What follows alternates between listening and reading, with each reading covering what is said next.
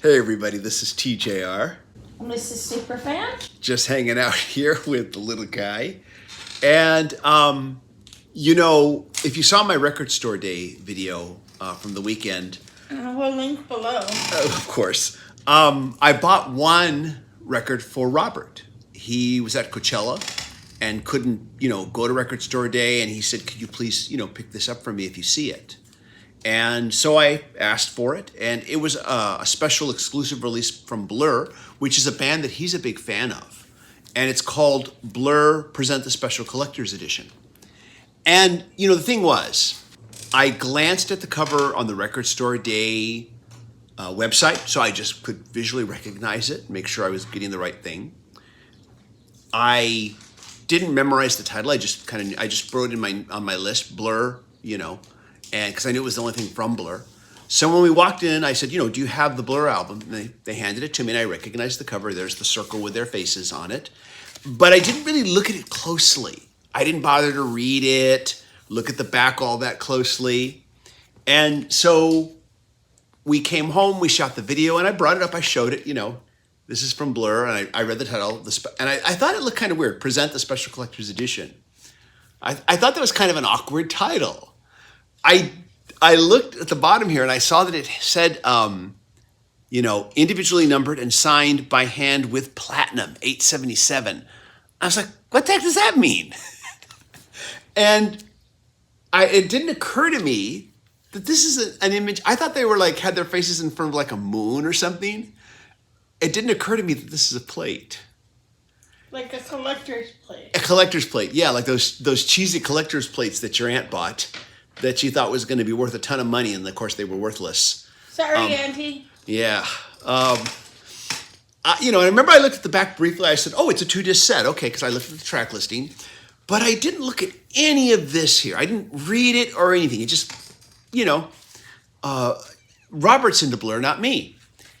And so I told Robert I would make him a CD copy of it too. I'd digitize it for him and make him a CD copy. So it's Sunday as I record this, the day after Record Store Day, and I thought, okay, I'll get this opened up here. Opened it up here, and I'll go ahead and I'll get these records copied over to digital. And I pulled these sleeves out here that had lyrics in both English and Japanese, and I turned it over, and I thought, what the heck is this? These are ads for porcelain figures? And then I looked at the cover again. To go along with your plate. And I looked at the back, and then I saw this little order form here. And it says here, Blur reservation form. Please send me the gilt edge plate in the Blur Collector's Edition series for home approval. I understand this places me under no obligation whatsoever.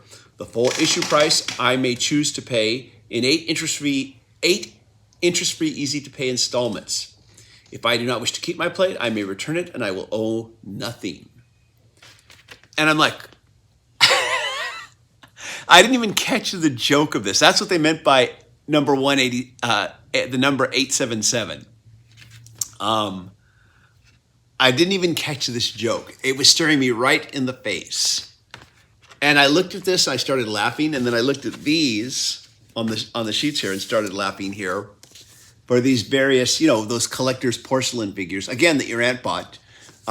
Sorry, Auntie. That she thought would be worth a lot of money someday, and then when she finally passed away, you found out they were worth nothing. And gave them all to Goodwill. Yeah, gave them all to Goodwill. We've both known more than our fair share of relatives who did those. Anyways, though. But yeah, just a funny thing.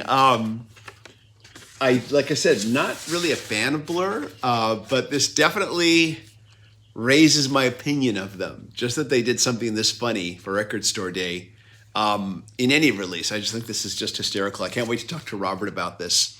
I'll probably make myself a copy of the CD for myself too and listen to it also now, just based on that gag. Anyways, though, just wanted to share that. Very clever, very funny. You don't see this too often. Rock and roll, it always has to be, for the most part, it always has to be serious. I remember the commentary from Weird Al about the band Sparks in the Sparks documentary. and how people didn't take Sparks as seriously as a band because they had a sense of humor about what they did. And his remark was, "Why does everything have to be so damn stinking serious all the time? How does that make you less artistic?" So this is cool, seeing a band like this that is, for the most part, probably taken very seriously, doing something this goofy and funny, and just doing it so deadpan.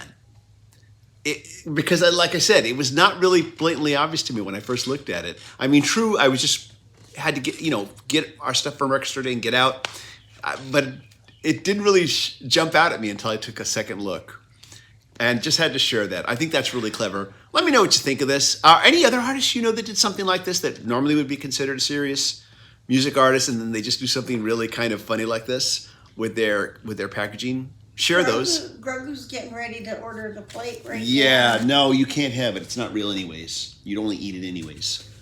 Everybody, thank you so much. As always, if you like these videos, hit like, hit subscribe, hit the bell notification icon. And thank you, patron supporters. Patron supporters receive exclusive weekly videos not available on this channel. If you can't be a patron supporter, we understand. You can always give us a one-time super thanks, or just click like and share these with anybody you think might be interested. Everybody, thank you so much for watching. We'll see you in the next video. Bye. Bye.